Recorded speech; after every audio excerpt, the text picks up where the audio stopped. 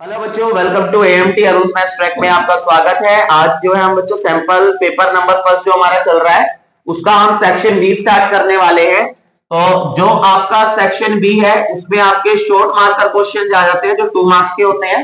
तो question number 21 अपना discuss करते हैं। बेटा ध्यान से क्वेश्चंस को कीजिएगा बिकॉज ये इंपॉर्टेंट क्वेश्चंस है और एग्जाम में इनको यहाँ इन सैंपल पेपर से क्वेश्चन आते हैं, साथ ही साथ इस कंसेप्ट के भी क्वेश्चंस पूछे जाते हैं। तो क्वेश्चन नंबर 21 में बोला गया है एपी है मेरे पास जो कि गिवन है 8 10 12 डॉट डॉट डॉट और इसके अंदर जो टोटल टर्म्स है वो कितनी है 60 है। मैंने ए यहां से निकाल लिया, क्या 8 है, डी आपका आ गया a2 माइनस a1 यानी कि 2। आपसे पूछा गया है यहां पर क्या सम ऑफ लास्ट 10 टर्म्स, आखिरी 10 टर्म्स का जो है सम बता दीजिए क्या होगा, ये आपसे क्वेश्चन पूछ लिया गया है। तो बच्चों अगर मैं लास्ट टर्म से लास्ट 10 टर्म्स की बात करूं, मैं अगर लास्ट 10 टर्म्स की बात करूं तो वो टर्म्स होगी A51 A52 A53 and dot dot dot A53 dot dot dot A60, ये होगी ना लास्ट 10 टर्म्स। तो यहां पर मैं इन टर्म्स को निकाल के केपी बनाता हूं। कैसे? मैं निकालता हूं A51, तो मेरा फॉर्मूला है A प्लस 50D, टर्म निकालने का फॉर्मूला पता है ना सभी को ये। तो यहाँ A 8 है, 50 इंटू में D ये आपका 2 आ गया, ये आपका आ गया बेटा 100 और प्लस करके आ गया 108। ठीक है, अब मैं 52 A52 निकालता हूं बच्चों। तो A52 जो आपका आ गया A प्लस 51D, A मेरे पास है 8 51 D मेरे पास 2 आ गया, 2 1 जा 2 2 5 जा 10 प्लस करके ये आ गया 110, ये आ गया जी आपका।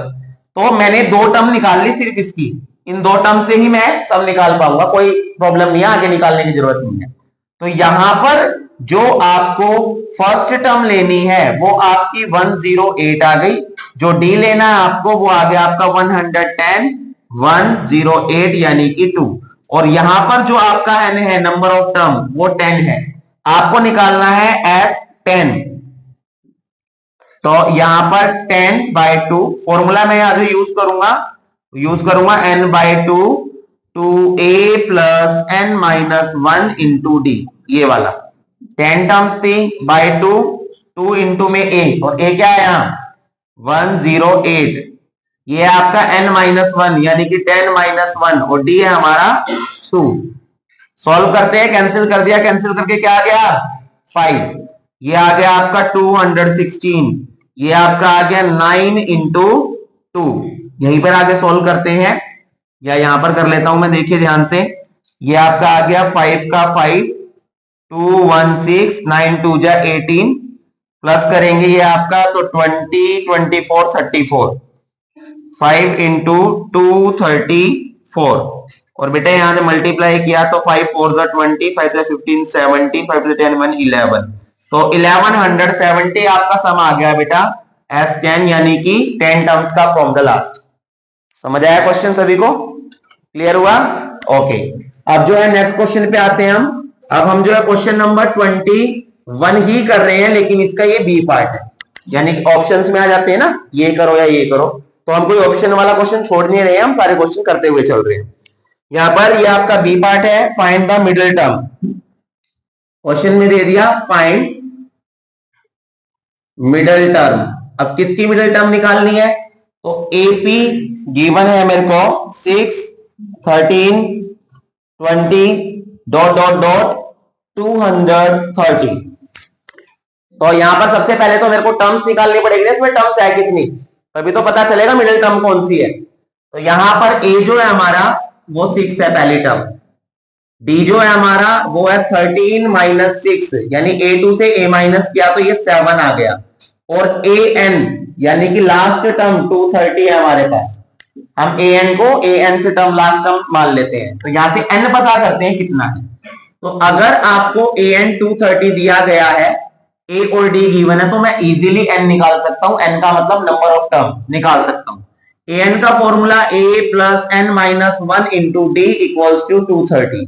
ए मेरे पास 6 आ गया, एन मेरे पास है नहीं, डी मेरे पास जो बच्चों 7 है, ये आ गया 230, ये आ गया 230, 6 इधर आके माइनस हो गया, यहां बच गया n माइनस वन, और ये आपका 7 माइनस करके 2 2 4, 7 मल्टीप्लाई था इधर आके डिवाइड हो गया, ये आ गया आपका n माइनस वन, 7 3 जा 21, 7 2 जा 14, n माइनस वन, ये माइनस वन इधर आके क्या हो जाएगा प्लस वन, तो आपकी नंबर ऑफ टर्म्स कितनी निकल गई 33। तो यानी कि 33 का मिडिल टर्म, अब मिडिल टर्म कौन सी होगी, तो मिडिल टर्म ध्यान से देखिएगा, अगर आपकी नंबर ऑफ टर्म्स, अगर नंबर ऑफ टर्म्स आपकी निकलती है ओड, तो मिडिल टर्म निकालने का फॉर्मूला होता है n plus one by two, ये वाला फॉर्मूला, यानी कि number of term 33 plus one by two, 34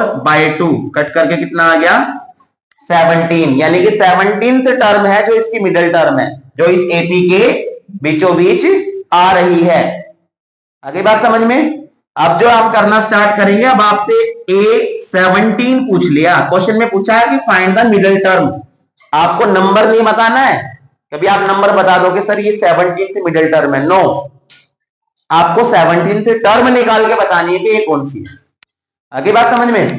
तो यहां पर 17th term a plus 16d, a जो है आपका, a आपका आ गया, ये आपका फर्स्ट टर्म क्या थी बच्चों 6 आ गया, 16 का 16, और d जो था आपका वो कितना था 7, 6 118 इसका आंसर है बच्चों, यानी कि जो 17th मिडिल टर्म है वो क्या आ गई आपकी 180। समझ आ गया सभी को। ओके, नेक्स्ट क्वेश्चन पे चलते हैं हम। क्लियर हो रहे हैं डाउट सभी को, समझ आ रहे हैं क्वेश्चन। ओके जी, तो यहां पर जो है बच्चों क्वेश्चन नंबर जो है हम अब नेक्स्ट करते हैं 22। तो 22 जो क्वेश्चन है आपका, 22 क्वेश्चन जो है, 22 क्वेश्चन के अंदर मेरे को बताया गया है, ध्यान से देखो, if sine a plus B equals to 1, और साथ ही साथ दे दिया मेरे को cos a minus B equals to √3/2। तो यहां पर थीटा की जगह a और b का यूज किया गया है, यहां पर a प्लस बी है, ये a माइनस बी है। रिस्ट्रिक्शन क्वेश्चन में दे रखी है, रिस्ट्रिक्शन का मतलब जो नहीं होना चाहिए या हो सकता है, जो यहां पर फाइंड करना है आपको, find a and b, pay attention, बिल्कुल ध्यान सामने रखना है पढ़ते वक्त। तो यहां पर a एंड b जो आपको फाइंड करने हैं, और रिस्ट्रिक्शन दे दी कि जो a कोमा b है बच्चों वो बड़ा है 0 से एंड लेस देन है 90 डिग्री, यानी कि a और b की वैल्यू जो भी आप निकालेंगे वो 0 से तो बड़ी होगी लेकिन 90 से छोटी होगी। ऐसा क्वेश्चन एनसीईआरटी में गिवन है ट्रिग्नोमेट्री चैप्टर के अंदर, ठीक है, लेकिन उसमें जो है साइन साइन लिए गए हैं दोनों, यहां पर साइन और कोस आ गए, तो घबराना नहीं है। देखिए सॉल्यूशन स्टार्ट करते हैं। यहां पर ये साइन a प्लस बी लिखा हुआ है बेटा 1, तो मेरे को a भी निकालना है, तो सबसे पहले मेरे को क्या करना पड़ेगा, साइन फिनिश करना पड़ेगा। ये आपका आ गया साइन का साइन, a प्लस बी का a प्लस बी, क्या बेटा मैं 1 को साइन 90 डिग्री लिख सकता हूं, क्योंकि साइन 90 डिग्री 1 होता है। यहां इस साइन से साइन कैंसिल कर दिया, ये आपका आ गया a plus B equals to 90 degree, और इसको मैंने इक्वेशन फर्स्ट लेट कर लिया। उसके बाद आपको गिवन था यहां पर cos a minus B equals to √3/2। जल्दबाजी बिल्कुल नहीं करनी है, आपको लगे एनसीईआरटी जैसा क्वेश्चन है, एनसीईआरटी की तरह ही कर दो बिल्कुल एज इट इज सेम, नहीं, जल्दबाजी बिल्कुल नहीं, ध्यान से देखिए आराम से क्वेश्चन को।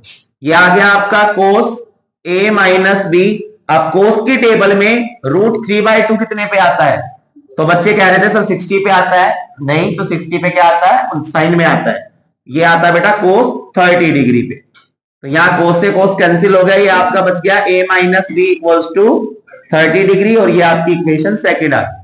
दोनों को ऐड कर देना, add equation first and second. यहां पर ये इक्वेशन आ गई a plus B equals to 90 degree, ये आ गई बेटा आपकी a minus B equals to 30 degree, दोनों को ऐड करेंगे, b से b कैंसिल हो गया, ये आ गया 2a, ये आ गया आपका 120, 2 मल्टीप्लाई है, इधर आके क्या हो जाएगा टू डिवाइड, तो ए कितना निकल गया। अब ए की वैल्यू पुट कर देंगे हम कहां पर, इक्वेशन फर्स्ट या सेकंड में। Now put A in equation first.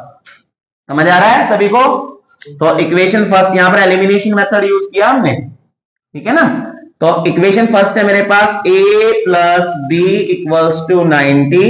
ए की जगह 60 था, 60 मैंने पुट किया, प्लस b का b equals to 90 and b equals to 90, 60 plus था, इधर आके माइनस हो गया, b की वैल्यू क्या आ गई 30 डिग्री।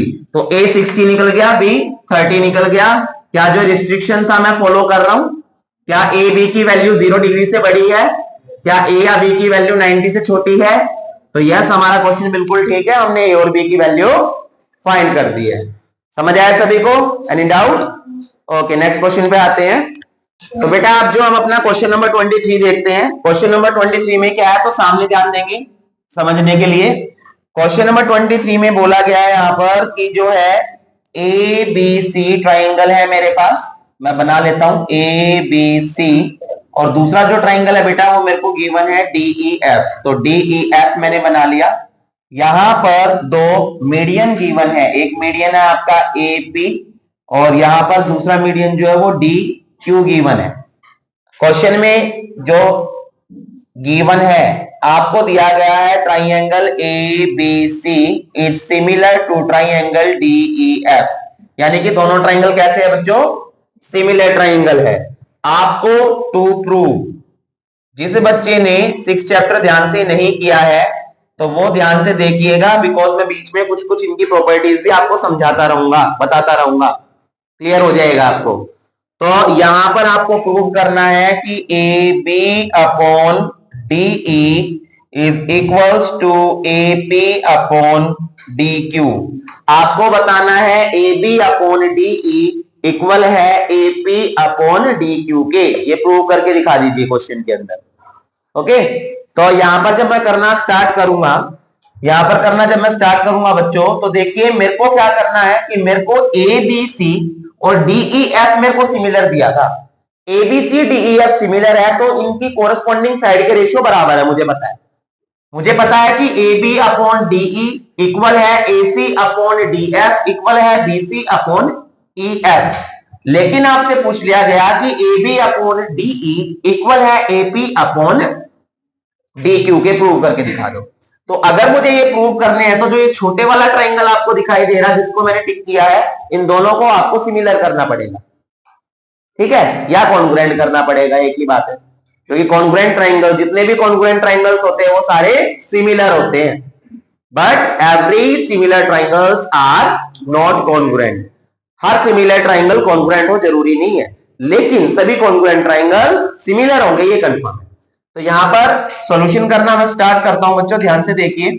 मैंने यहां पर देखा in triangle A B P and triangle D E Q, A B P and D E Q, दोनों ट्राइंगल्स के अंदर मैं देखता हूं, सबसे पहले मैंने इस ट्राइंगल की ए बी साइड अपोन में क्या लिखा, डी ई साइड।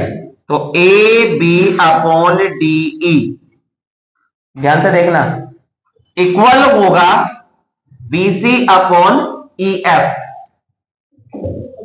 दोबारा देखना, A B upon D E equal होगा ना बीसी अपॉन ई एफ के, लेकिन बीसी इस ट्राइंगल में नहीं आ रही है, ए बीपी में नहीं आ रही है, ए बीपी में तो बीपी आ रही है। जो आपकी ई एफ साइड है वो डी ई क्यू के अंदर नहीं आ रही है, इसमें तो ई क्यू आ रही है। लेकिन मैंने देखा कि एपी और डी क्यू क्या गिवन है, मीडियन गिवन है। तो जो मीडियन होता है वो सामने वाली साइड को क्या करता है, हमेशा बाइसेक्ट करता है, इक्वल टू पार्ट्स में डिवाइड करता है। तो क्या मैं ये लिख सकता हूं कि A B upon DE equal होगा बीपी अपॉन ई क्यू के। अब ये मैंने क्यों लिखा, बिकॉज ध्यान से देख लीजिए, यहां पर आपको पता है कि अगर मैं बीसी अपॉन ई एफ, यह एक काम करता हूं, रीजन की बजाय मैं इसी में आपको सोल्व करके दिखाता हूं, लिख के देखो ध्यान से। मैंने ये लिख दिया कि A B upon DE equal है बीसी अपॉन ईएफ के बाय सीपीएसटी।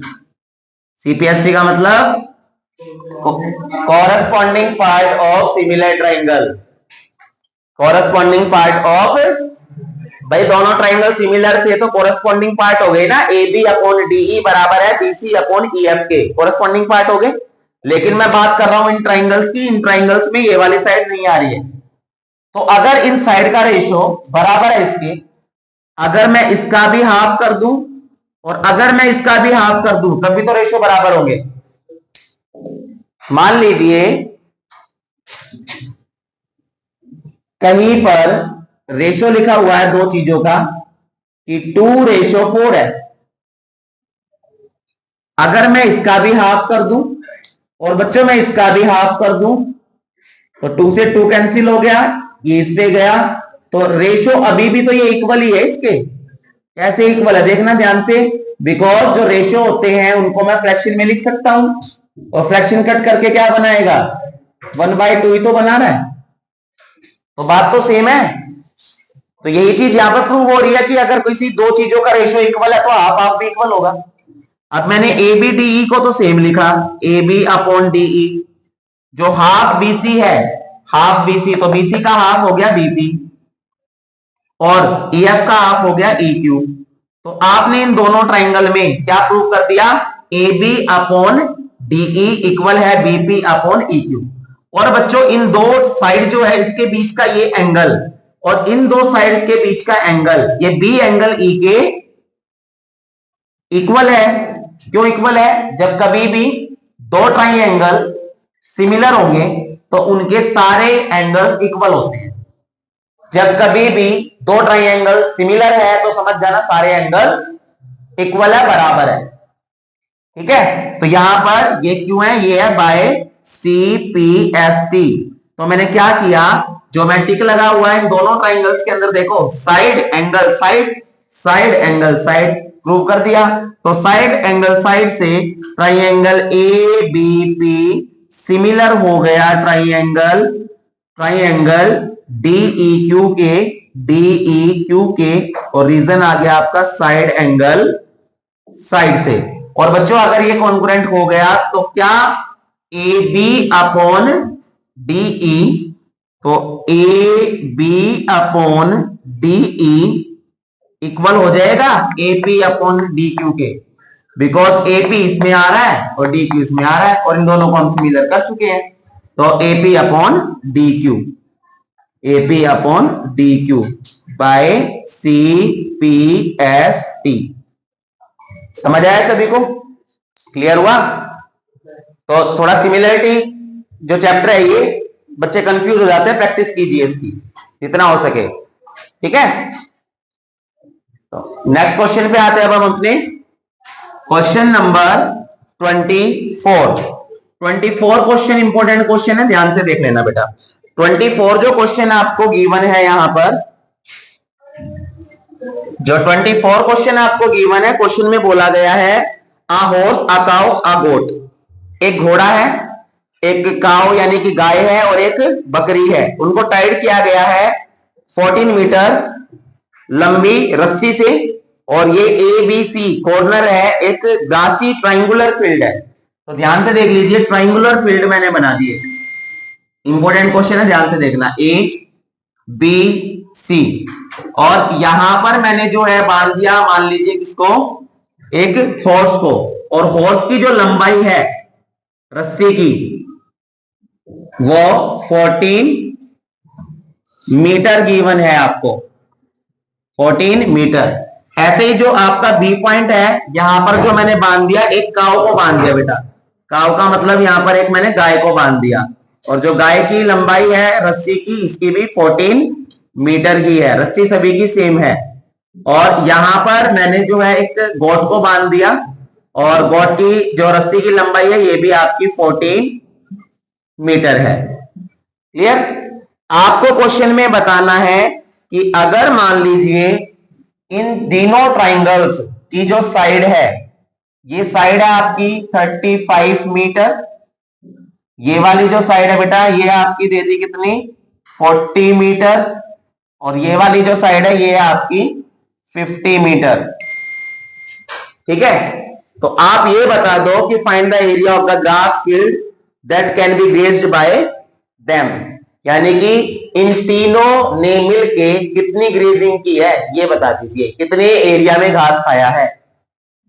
तो आप ध्यान से देखना, मैं अगर इस वाले एरिया को देखूं, जिसको मैं रेड कलर से थोड़ा सा डार्क करके दिखा रहा हूं आपको, ये वाला, ये वाला, तो ये कुछ इस तरीके की नहीं बन रही है। ध्यान से देखो, ऐसे ऐसे और ऐसे, और ये जो बना हुआ है ये एक सेक्टर बना हुआ है दो रेडियस के बीच का। Chapter area related to circle आया याद? तो एरिया रिलेटेड टू सर्कल का जो है हमें यहां फॉर्मूला यूज करना है, यानी कि सेक्टर से तीनों। लेकिन सेक्टर का फॉर्मूला क्या होता है? Theta upon 360 into pi are square. तो यहाँ थीटा तो है नहीं मेरे पास, नहीं है ना, तो मैंने यहां पर देखा कि मैं इसको मान लेता हूं थीटा 1, इसको मैंने मान लिया थीटा 2 और इसको मैंने मान लिया थीटा 3। मान लिया। अब ग्रेजिंग एरिया आपको बताना है, बार बार कह रहा हूं, इंपॉर्टेंट क्वेश्चन है। तो फिजिकली यहां बैठे हो, मेंटली भी यहीं पे बैठिए सभी।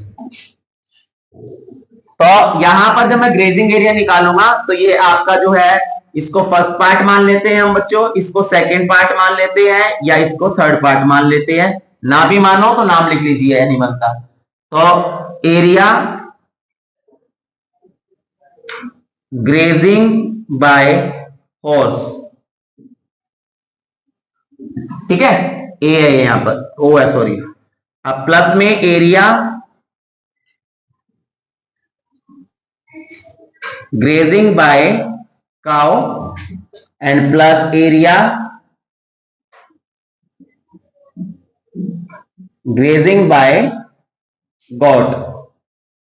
तो तीनों ने मिलके कितना एरिया ग्रेज किया है? तो ध्यान से देखिए, मैं यहां पर निकालूंगा एरिया ऑफ सेक्टर। तो एरिया ऑफ फर्स्ट सेक्टर का मैंने नाम दे दिया यहां पर, बिकॉज मैंने यहां फर्स्ट इंडिकेट किया हुआ है।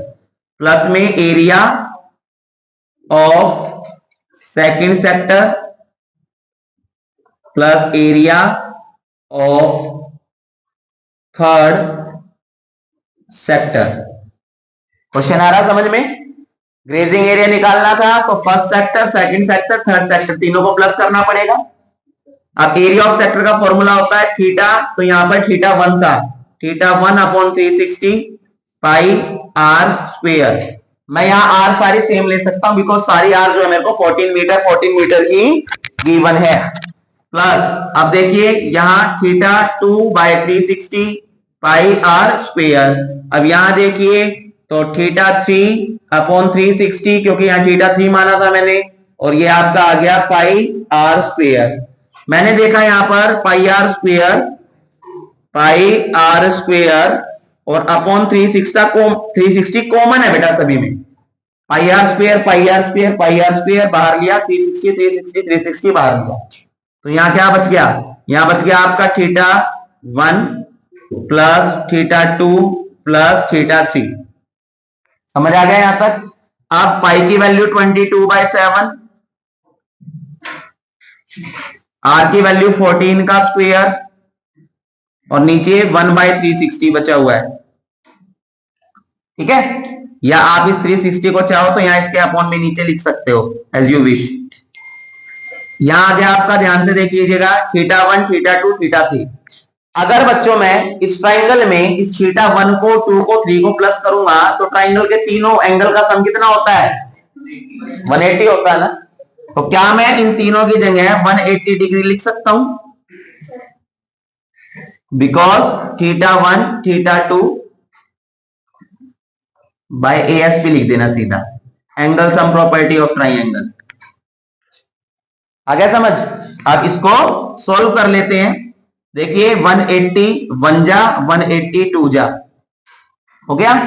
ये आ गया 22/7, ये आपका आ गया, या मैं चलो आगे कर लेंगे, 14 का स्क्वायर 196/2। अब कुछ और रह गया? नहीं रह गया कुछ भी। इसको ही सॉल्व करते हुए चलते हैं आगे। तो इक्वल्स टू 2 से इसको कर दिया, ये 1 कैंसिल हो गया, 7 1 जा 7, 2 जा 14, 7 8 जा 56, तो यहां तो बच गया 11, यहां आ गया आपका 28। अब 28 को अगर मैं 11 से मल्टीप्लाई करूंगा तो ये आपका आ जाएगा 308 मीटर स्क्वेयर। तो बेटा 308 मीटर स्क्वेयर वो एरिया था जो तीनों ने मिलके क्या किया था, ग्रेज किया था। तो क्वेश्चन समझ आया सभी को, क्लियर हुआ? ठीक है बच्चों, क्वेश्चन नंबर 24 का बी पार्ट जो कि ऑप्शंस में दिए हुए होते हैं। तो क्वेश्चन नंबर 24 हम सेक्शन बी कर रहे हैं बेटा, सेक्शन ए हम कर चुके हैं, लास्ट वीडियोस में मैं डाल चुका हूं चैनल के ऊपर, आप जाके देख सकते हैं, इंपोर्टेंट क्वेश्चन है सारे। क्वेश्चन नंबर जो है बच्चों आपका 24 का मैं ये बी पार्ट कर रहा हूं, यानी कि और वाला पार्ट है। इसमें बोला गया है कि find the area of the major segment. आपको मेजर सेगमेंट का एरिया निकालना है। सर्कल गिवन है, रेडियस इसकी 5 सेंटीमीटर है, तो बच्चों यहां पर जो है ये मैंने 5 सेंटीमीटर रेडियस बना ली, फिगर गिवन नहीं थी तो इसके लिए मैं अपनी तरफ से बना रहा हूं। नेमिंग आपने की, सेंटर ओ है, ये ए है, ये आपका बी है। अगर मैं मेजर सेगमेंट की बात करूं तो बच्चे कंफ्यूज हो जाते हैं, मेजर और माइनर में गलती करके माइनर सेगमेंट निकाल देते हैं, तो ऐसा नहीं करना आपको, आपको इसमें निकालना मेजर सेगमेंट। तो मेजर सेगमेंट जो मैं ये यहां शेड कर रहा हूं बेटा, ये आपका मेजर सेगमेंट है, ये आपको निकालना है यहां, ये। तो आप देख सकते हैं कि जो नीचे वाला है बच्चे, ये जिसको मैंने क्रॉस किया है, ये आपका माइनर सेगमेंट है। तो अगर मैं इस पूरे सर्कल में से ये माइनर सेगमेंट माइनस कर दूं तो मेजर सेगमेंट बच जाएगा ना, बचेगा नहीं बचेगा? तो यहां पर क्वेश्चन के अंदर आपको बताना है क्या, area of major segment. Question में एक चीज और दी गई है कि आपको जो एरिया निकालना है वो पाई की टर्म में निकालना है। जब कभी भी आपको बोल दे कि एरिया आप पाई की टर्म में निकालिए तो ध्यान रखना है वहां पर आपको पाई की वैल्यू पुट नहीं करनी है, पाई की जगह पाई ही रखना है। ओके, तो यहां करना स्टार्ट करते हैं। इसके लिए निकलेगा ये आपका एरिया ऑफ सर्कल, और इसमें से हम माइनस कर देंगे area of minor segment. Circle का एरिया निकाल के माइनस कर देंगे सेगमेंट का एरिया। थीटा जो गिवन है बच्चों आपको यहाँ 90 डिग्री गिवन है थीटा। ओके, तो रेडियस आपकी 5 सेंटीमीटर एंड थीटा यानी कि एंगल आपका 90। तो करना स्टार्ट करते हैं। एरिया ऑफ सर्कल जो है फॉर्मूला होता है पाई आर स्क्वेयर, और इसका फॉर्मूला होता है r square theta by 360 into pi minus 1/2 sine theta. ये फॉर्मूला होता है बेटा किसका, माइनर सेगमेंट का। सॉल्यूशन करते हैं फटाफट। पाई की जगह पाई की वैल्यू नहीं रखनी है, रेडियस आपका 5 है, 5 स्क्वायर हो गया, माइनस ये आपका 5 स्क्वायर आ गई रेडियस, थीटा आपका 90 डिग्री है, अपॉन में 360, पाई की वैल्यू नहीं रखनी है, 1/2 साइन 90 डिग्री। सेंटीमीटर गिवन है इसलिए सेंटीमीटर स्क्वायर में निकलेगा ये आपका जो एरिया आएगा। क्लियर है? अब यहां पर ये 5 5 से 25, 25 को पाई से किया, ये आपका आ गया 25 पाई, माइनस ये आ गया 25, 90 से इसको कट करूंगा बेटा 4 पे कट हो गया, ये आ गया आपका अंदर पाई बाय 4, ये आपका आ गया माइनस 1/2 साइन 90 की वैल्यू 1 होती है, 1 लिखी, सेंटीमीटर स्क्वायर का सेंटीमीटर स्क्वायर बिग ब्रैकेट के अंदर। अब यहां पर अगेन 25 पाई माइनस 25, यहां से मैंने जो है बच्चों जब सॉल्व करूंगा मैं इसको तो ये आपका क्या आ गया, ये आपका आ गया, दोनों का एलसीएम देखो 1/2 को 1 से क्या है तो सेम ही है, दोनों का एलसीएम लिया 4 आ गया, ये आपका आ गया पाई, ये आपका आ गया माइनस में 2 सेंटीमीटर स्क्वायर। क्लियर है यहां तक? और सॉल्व कर दीजिए अंदर इसको, अगर आप सॉल्व करना चाहें तो जितना हो सके उतना सॉल्व कीजिए। यहां पर मैंने सेम रखा आपका 25 पाई माइनस, ये आपका जब मैं अंदर में मल्टीप्लाई करूंगा, या मल्टीप्लाई आप ना भी करें तो कॉमन कुछ आ रहा है इसमें, पाई की टर्म में निकालना है 25 पाई, मैं 25 को करता हूं अंदर तो माइनस का 25 पाई आ गया, और जी आपका आ गया प्लस का 50/4, ये बाय 4 आ गया, बिकॉज बाहर माइनस था, अंदर के साइन चेंज कर दिया उसने, और ये आपका आ गया सेंटीमीटर स्क्वायर का सेंटीमीटर स्क्वायर। अब बच्चों यहाँ पर एलसीएम लिया 4 को इससे क्या 25 से, तो 100 पाई माइनस में 25 पाई प्लस में 50, ये आपका 4 आ गया सेंटीमीटर स्क्वायर, माइनस करूंगा तो 75 pi plus 50 by 4 centimetre square. इससे आगे सोल्व नहीं होगा, यही आपका आंसर है। समझ आया? तो पाई की टर्म में निकालना था, मैंने पाई रखा। यहां पर जो है ना कैलकुलेशन और आंसर अलग भी हो सकते हैं, बिकॉज जो आपका आंसर है बच्चों बाय 4 50 बाय 4 बिल्कुल ठीक है बच्चों, हमारा आंसर ये हमारा आंसर ठीक है, बिकॉज जो मार्किंग स्कीम में गिवन है उसने क्या किया, ये सेपरेट करके लिख दिया, कैंसिल कर दिया, तो भी सेम ही है हमारा। देखिए अगर मैं यहाँ 75 पाई, ये जो 4 है वो इसके नीचे भी है, इसके नीचे भी है, यहाँ लिख दिया 4, और इसको मैं 50 इसके भी नीचे 4 लिख दिया सेंटीमीटर स्क्वायर, यहाँ पर 2 2 जा 225 जा, तो ये आपका आ गया 75 pi by 4 plus 25 by 2 centimetre square. Marking scheme में ये आंसर दे रखा है, यहां छोड़ दोगे तो भी ठीक है। समझ आया सभी को? कैलकुलेशन कैसे करने पता चल गई? Any doubt? ठीक है, नेक्स्ट क्वेश्चन पे आते हैं हम। अब बच्चों हम जो अपना क्वेश्चन नंबर 25 स्टार्ट करते हैं। तो 25 क्वेश्चन में एक फिगर आपको गिवन है, ध्यान से देखिए। यहां पर ये बना हुआ है कि मेरे पास एक सर्कमस्क्राइबिंग ट्राइंगल है। तो सर्कमस्क्राइबिंग ट्राइंगल कुछ इस तरीके से बना हुआ है, जिसके अंदर सर्कल है। तो मैंने ये बना दिया। अब यहां पर जो नेमिंग है इसकी बच्चों, ये आपकी ए बी सी और यहां ए डी, ये है आपका ए डी।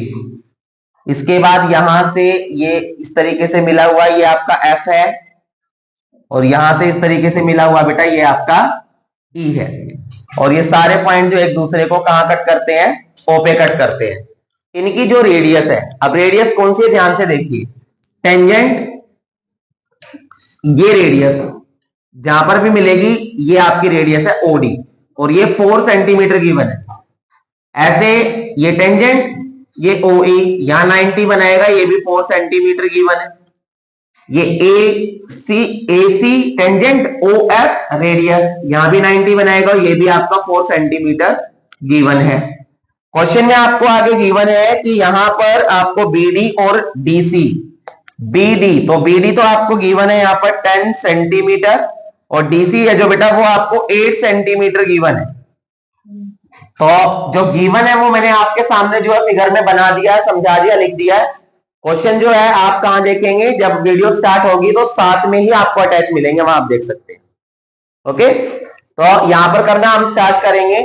सबसे पहले देखिए आपको जो फाइंड करना मैं लिख देता हूं, टू फाइंड। आपको क्वेश्चन में फाइंड करना है, या मैं गिवन भी थोड़ा सा लिख देता हूं, आपको पता चल जाएगा। जो चीज दी गई थी वो तो मैंने शो कर दिया यहाँ।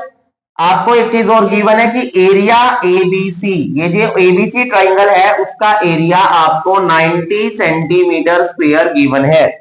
कितना गिवन है? 90 सेंटीमीटर स्क्वायर। टू फाइंड, आपको जो क्वेश्चन के अंदर फाइंड करना है बेटे, आपको यहां पर लेंथ निकालनी है, किस किस की? Length of AC and AB, AC and AB। तो जो आपका चैप्टर है, चैप्टर नंबर 10 है आई थिंक, सर्कल चैप्टर, जिसमें टेंजेंट्स के बारे में पढ़ा है, उसमें क्वेश्चन नंबर 12 है एक ऐसा ही एनसीईआरटी के अंदर। तो वैसे ही उसी कंसेप्ट का क्वेश्चन है ये। तो किस तरीके से हम करेंगे सॉल्यूशन, देखिए ध्यान से। सॉल्यूशन करना हम स्टार्ट करते हैं। सबसे पहले मैंने देखा यहां पर, देखिए ये बाहर एक बी पॉइंट है, बी पॉइंट है, ये बी पॉइंट है, तो यहां से ये दो टेंजेंट बनी बीडी और बीई। आपको बता देता हूं मैं, आपको दिला देता हूं यार कि कौन सा रूल प्रॉपर्टी है। अगर कोई सर्कल हमारे पास बना हुआ होता है और बाहर एक ही पॉइंट से उसके ऊपर टेंजेंट ड्रॉ की जाएगी, तो ये दोनों टेंजेंट इक्वल होती है लेंथ में। पढ़ा है? याद है कुछ प्रॉपर्टीज आई याद? तो उसी प्रॉपर्टी का यूज कर रहे हैं हम यहां पर। यहां बी से बीडी और बीई, बीडी और बीई, बीडी इक्वल है बीई के, और बीडी अगर 10 सेंटीमीटर है तो बच्चों ये भी मैंने 10 सेंटीमीटर लेट कर लिया, मान लिया इस तरीके से। और ऐसे ही यहां से सी डी, और बेटा ये C F, C D and C F, तो सी डी और सी एफ इक्वल है, और ये 8 है तो ये भी आपका 8 सेंटीमीटर मैंने मान लिया। और जो आपकी ए एफ और ए साइड है ये हमारे पास नहीं है, तो मैंने यहां पर लेट किया कि जो ए एफ है आपको पता है वो ए के इक्वल है, ए एफ ए के इक्वल होगी, क्योंकि बाहर पॉइंट है, यहां से ये दो टेंजेंट हो गई ना ए एफ और ए, तो लेंथ में इक्वल होगी। लेकिन मेरे पास ना तो इसकी लेंथ है ना तो इसकी लेंथ है, तो दोनों को लेट किया कि ए एफ और ए जो है वो आपका एक्स सेंटीमीटर है, तो मैंने इसको भी एक्स लेट कर लिया और इसको भी एक्स लेट कर लिया। समझ आ गया यहां तक? ये क्यों माना मैंने, रीजन जरूर देना है।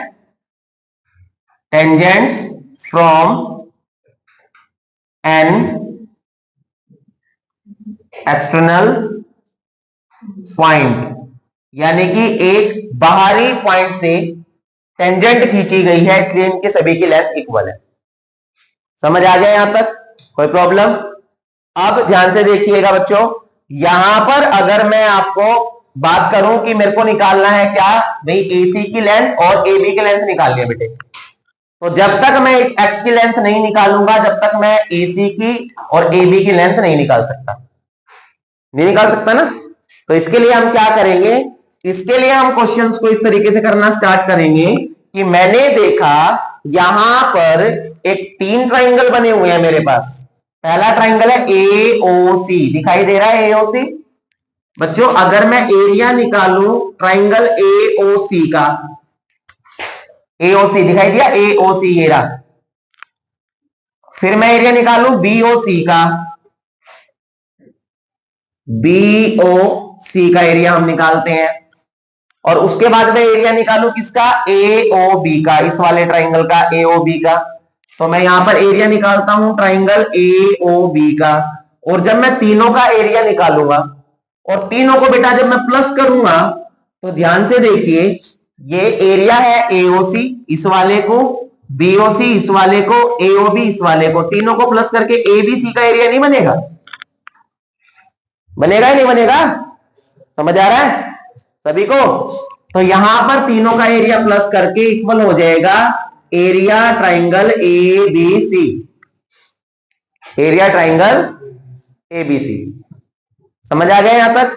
अब हम एरिया कैसे निकालेंगे, अगर मेरे को एओसी का एरिया निकालना है तो ट्राइंगल है ये, ट्राइंगल का फॉर्मूला होता है 1/2 into base into height, plus का प्लस।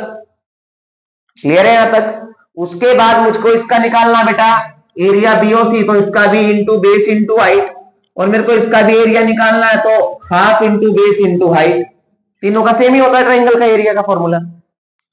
और जो एबीसी का एरिया है वो आपको ऑलरेडी गिवन है, तो वो 90 सेंटीमीटर स्क्वायर दिया हुआ है, तो मैंने वो 90 लिख दिया।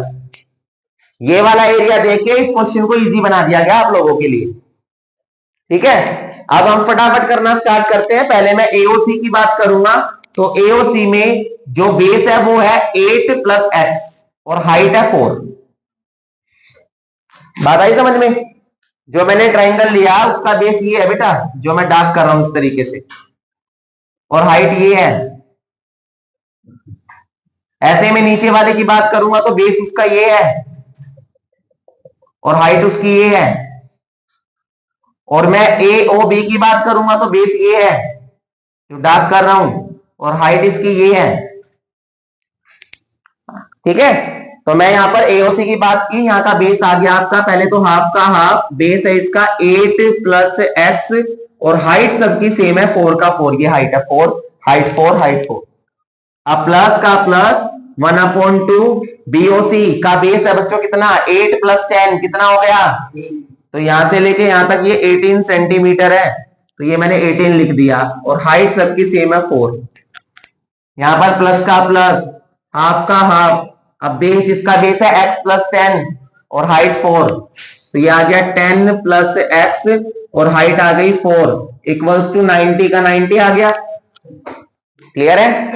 अब यहां पर जो सॉल्व हो रहा सॉल्व कीजिए, 2 1 जा 2 2 जा, और 2 को 8 से मल्टीप्लाई किया, 2 8 जा 16, एंड 2 को x से किया 2x।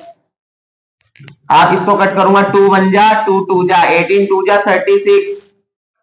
अब इसको इससे क्या, 2 1 जा 2 2 जा, दिखाई दे रहा सभी को, क्लियर। अब यहाँ पे किया तो 2 को 10 से किया 20 एंड 2 को x से किया 2x इक्वल्स टू 90 का 90। अब 16 42 52 52 और 20 72 प्लस में 2x एंड 2x 4x 90 का 90 4x 90, इधर आके 72 माइनस हो गया माइनस, कितना बच गया भैया, 18 बच गया, ये 18।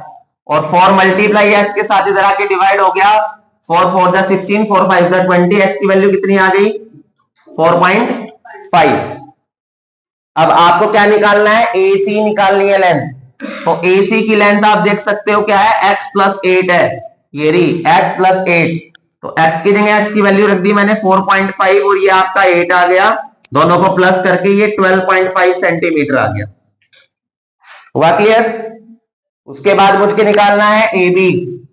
तो AB की जो लेंथ है वो आपकी x प्लस 10, तो यहाँ x की जगह आपका 4.5 आ गया, 10 का 10 आ गया, दोनों को प्लस किया, ये आपका 14.5 सेंटीमीटर आ गया। ये आपका आंसर निकल गए जो आपसे पूछे गए थे। समझ आया क्वेश्चन, इंपॉर्टेंट क्वेश्चन है, एग्जाम में पूछ लिया जाता है, इंपॉर्टेंट क्वेश्चन है ये, क्लियर है, एनी डाउट। ठीक है, आगे बढ़ते हैं। अब बच्चों हम अपना जो है सेक्शन सी स्टार्ट करने वाले हैं, सेक्शन बी तक हम कर चुके हैं। सेक्शन सी में क्वेश्चन नंबर 26 गिवन है, जिसकी फिगर मैंने आपके सामने बना रखी है। यहां पर आपको बताया गया है एक सर्कल है मेरे पास, सर्कल के ऊपर दो टेंजेंट्स है जो कि पैरेलल है, यानी X Y and X dash Y dash. आपको क्या दी गई है, ये पैरेलल आपको दी गई है बेटा, दोनों टेंजेंट। जो पी क्यू है ये आपका डायमीटर है जो ओ सेंटर से पास हो रहा है। इसके अलावा आपको जो है ए बी एक अनदर टेंजेंट गिवन है with the point of contact C, जो कॉन्टेक्ट पॉइंट इसका जो है सी गिवन है, और ये जो X Y X dash Y को ए और बी पर टच कर रही है। तो ये आपको क्वेश्चन के अंदर गिवन है, समझ गए हो गया। उसके बाद ओ को सी से ऑलरेडी यहां पर ये मिलाकर हमें ज्वाइंट करके दे रखा है, जबकि यही क्वेश्चन बिल्कुल एनसीईआरटी के अंदर है। तो एनसीईआरटी के अंदर वहां पर ओ और सी का हमने कंस्ट्रक्शन किया था। क्वेश्चन इंपॉर्टेंट है, एग्जाम में पूछ लिया जाता है ये क्वेश्चन या इस कंसेप्ट का क्वेश्चन। तो कंसेप्ट आप लोगों को जरूर क्लियर होना चाहिए, इस चीज का ध्यान रखना चाहिए। ओके, करना हम स्टार्ट करेंगे। तो यहां पर हम करना स्टार्ट करते हैं। आपको जो आपको जो प्रूव करना है मैं लिखता हूं बेटा। आपको क्वेश्चन के अंदर प्रूव करना है कि A O B angle A O B equals to 90 degree है, मींस ये राइट एंगल है, ये प्रूव करके दिखा दीजिए। क्लियर है, करना स्टार्ट कर रहे हैं, ध्यान से देखो। सॉल्यूशन करता हूं बेटा मैं। सॉल्यूशन के अंदर सबसे पहले मैं देखता हूं दो ट्राइंगल्स को, किसको, triangle A P O and triangle A C O. ये दोनों ट्राइंगल्स जो है बेटा मैं इनको कॉन्ग्रुएंट कर रहा हूं। तो इन triangle A P O and triangle ACO, APO और ACO के अंदर क्या क्या इक्वल है। सबसे पहले मैंने देखा जो AP है बच्चों वो AC के इक्वल है। तो इक्वल है बिकॉज बाहर पॉइंट है, और बाहर पॉइंट से ये दो टेंजेंट हो गई ना ड्रॉ। तो AP equals to AC, AP equals to AC। AP AC क्यों इक्वल है, रीजन देना है, tangents from an external point, यानी कि एक्सटर्नल बाहरी पॉइंट से जो है क्या बन गई है, टेंजेंट बन गई है। इसके अलावा सेकंड क्या इक्वल है बेटा, तो आप देख सकते हो जो पीओ है और यहां पर जो सीओ है, पीओ और सीओ इन दोनों ट्राइंगल में इक्वल है। क्यों, बिकॉज देखो पीओ और सीओ दोनों रेडियस है बेटा एक ही सर्कल की, जो कि इक्वल होती है। तो मैंने यहां पर लिखा पीओ इक्वल्स टू सीओ। क्यों इक्वल है, because radii of a circle, एक ही सर्कल की रेडियस है। और तीसरा आप देख सकते हो कि यहां पर जो OA है वो इसमें भी आ रहा है, OA इसमें भी आ रहा है। तो OA इक्वल्स टू OA क्यों इक्वल है, बिकॉज ये आपकी कॉमन साइड है।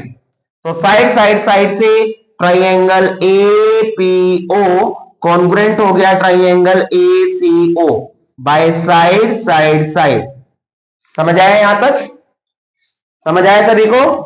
अब अगर बेटा ये हो गई तो इसका मतलब इसका एंगल नंबर 1 और एंगल नंबर 2 इक्वल आ गए ना दोनों बाय CPCT।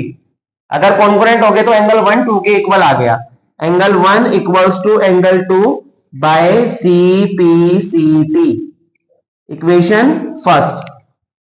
क्लियर है यहां तक सभी को? आगे देखते हैं हम। अब दूसरा वाला ट्राइंगल लेते हैं बेटा। मैंने ट्राइंगल लिया ये वाला और ये वाला, जिसका मैंने नाम लिखा BCO और BQO। दोनों ट्राइंगल में देखिए, in triangle BCO and triangle BQO, दोनों ट्राइंगल जो है, दोनों ट्राइंगल्स को कॉन्ग्रुएंट करना स्टार्ट करते हैं हम। सबसे पहले मैंने यहां पर लिखा जो इसकी ये BC साइड है वो आपकी BQ के इक्वल है, BC BQ। क्यों? सर्कल के बाहर B एक पॉइंट है और B से दो टेंजेंट ड्रॉ की गई है यहाँ एक ही सर्कल पे, तो BC BQ के इक्वल है। मैंने लिखा BC इक्वल्स टू BQ। क्यों इक्वल है? तो रीजन जरूर देना है, tangents from an external point, एक एक्सटर्नल पॉइंट से टेंजेंट ड्रॉ की गई है एक ही सर्कल के ऊपर। दूसरा बेटा इसकी अगर मैं देखूं तो ये वाली जो साइड है QO और इसका CO, QO और CO इक्वल है। क्यों? एक सर्कल है, सर्कल के अंदर QO और CO दोनों रेडियस है, और एक सर्कल की कितनी भी रेडियस हो सारी लेंथ में इक्वल होती है, तो QO CO के इक्वल आ गया। मैंने लिखा second QO equals to CO। क्यों इक्वल है? Because radii of a circle. Clear? तीसरा बेटा यहां पर जो है आपका OB इस वाले ट्राइंगल में भी आ रही है साइड, और OB इस वाले ट्राइंगल में भी आ रही है, तो OB इक्वल्स टू OB हो गया। क्यों? बिकॉज ये आपकी कॉमन साइड है। तो साइड से ट्राइंगल BCO कॉन्ग्रुएंट हो गया ट्राइंगल BQO के बाय साइड। कॉन्ग्रुएंट कर दिया दोनों को, समझ आ गया? अब ये अगर आ गया तो बच्चों इसका जो ये वाला एंगल है एंगल नंबर 3 और ये एंगल जो 4 मैंने इंडिकेट किया, देखिए एंगल 3 और 4 दोनों इक्वल हो जाएंगे। क्यों? बिकॉज दोनों सर्कल जो है कॉन्ग्रुएंट हो गए, तो बाय CPCT 3 4 इक्वल होगा ना, होगा या नहीं होगा? तो एंगल नंबर जो आपका 3 है इक्वल्स टू एंगल नंबर 4 हो गया बाय CPCT, और इक्वेशन 4। आप ध्यान से देखिए, सॉरी सेकंड, 4 नहीं है ये, इक्वेशन सेकंड। आप ध्यान से देखिए यहां पर ये एक स्ट्रेट लाइन है, सीधी लाइन है PQ, और PQ के ऊपर जब मैं 1 को 2 को 3 को 4 को चारों एंगल को ऐड करूंगा तो 180 डिग्री बनेगा ना। तो यहां पर मैंने किया कि angle 1 plus angle 2 plus angle 3 plus angle 4, और चारों का सम 180 डिग्री आ गया। क्यों आया? रीजन जरूर देना कुणाल जी, क्या रीजन है? Angles on a straight line. बार बार बोलता हूं, फिजिकल के साथ साथ मेंटली भी क्लास के अंदर होना जरूरी है। आगे देखते हैं। अब बेटा जो मुझको प्रूव करना है, मुझे प्रूव करना है AOB। तो AOB ट्राइंगल के अंदर कौन कौन से एंगल आ रहे हैं? एंगल 2 और 3 आ रहे हैं ना। और मुझे ये भी मालूम है कि एंगल 1 2 के इक्वल है, तो क्या मैं इस एंगल 1 को एंगल 2 का नाम दे सकता हूं? और ऐसे ही बेटा जो मैं ये एंगल 4 है इसको मैं 3 का नेम दे सकता हूं।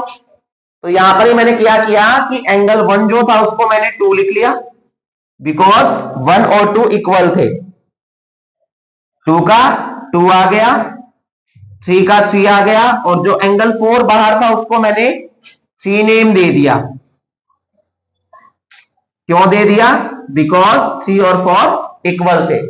अब एंगल 2 एंड 2, एंगल 2 और 2 को प्लस करेंगे तो 2 एंगल 2 आ गया, एंगल 3 को प्लस करूंगा 2 एंगल 3 आ गया, इक्वल्स टू 180 का 180। दोनों में 2 कॉमन दिखाई दे रहा बाहर, कॉमन ले लिया, ये बच गया angle 2 plus angle 3 equals to 180 का 180। 2 यहां मल्टीप्लाई इधर आके क्या होगा? तो यहां पर 180 डिग्री बाय 2, और यहां बच्चों ये 2 प्लस 3, तो अगर मैं एंगल 2 को और 3 को देखूं तो प्लस होकर ये AOB बना रहे हैं ना, तो इसकी जगह क्या मैं एंगल AOB लिख सकता हूं? तो AOB का AOB, और 180 को 2 से कैंसिल किया तो कितना आ गया? 90 डिग्री। और यही आपको प्रूव करना था। क्वेश्चन आया समझ में सभी को? Any doubt? ठीक है बच्चों, अगर आप लोगों को कोई डाउट लगता है तो आप कमेंट कीजिएगा, हम ट्राई करेंगे, कोशिश करेंगे दोबारा आपको क्वेश्चन को समझाया जाए। मोस्ट इंपोर्टेंट क्वेश्चंस की वीडियोस अब जो है आपके लिए आ रही है चैनल पर, तो इन जो वीडियोस को आप वॉच कीजिए, लाइक कीजिए, शेयर कीजिए, साथ ही साथ सब्सक्राइब कीजिए चैनल को, ताकि ऐसे important sample papers and question आप तक पहुंच सके। और बेल आइकन को ऑन कीजिएगा ताकि अरुण मैथ्स ट्रैक की हर एक अपडेट आप तक पहुंचे और आप जो है प्रिपेयर हो सके एग्जाम्स के लिए। Thank you so much.